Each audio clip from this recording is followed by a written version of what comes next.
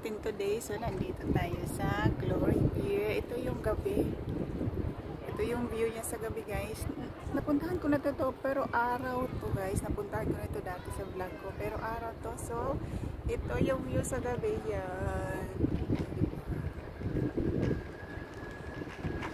Naiba naman tayo. Pero hindi masyadong maraming tao doon sa pinupuntahan ko sa first vlog ko. Yung maraming buildings. Maraming tao doon, guys. So, ito yun kung bakit hindi masyadong tao dito. Sobrang ganda ng view dito, diba?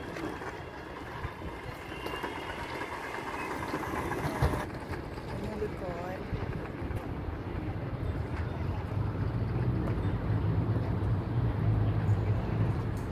So, mas maganda pala siya sa gabi. Kasi napuntahan ko to siya ng umaga. Sobrang init. So, ganitong oras, mga 6:30. Sobrang ganda. Diba? Ito kayo, guys.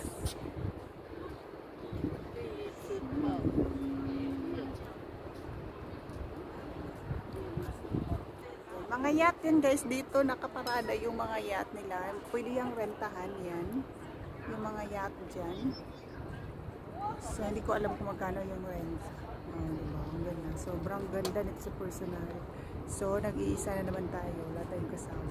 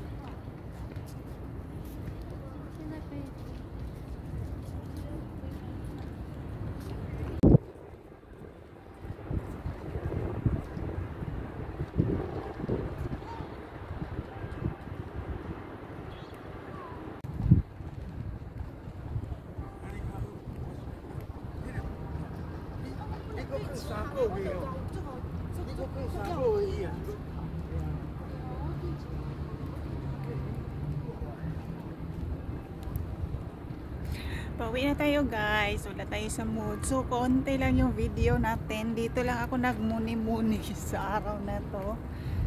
See you on my next vlog.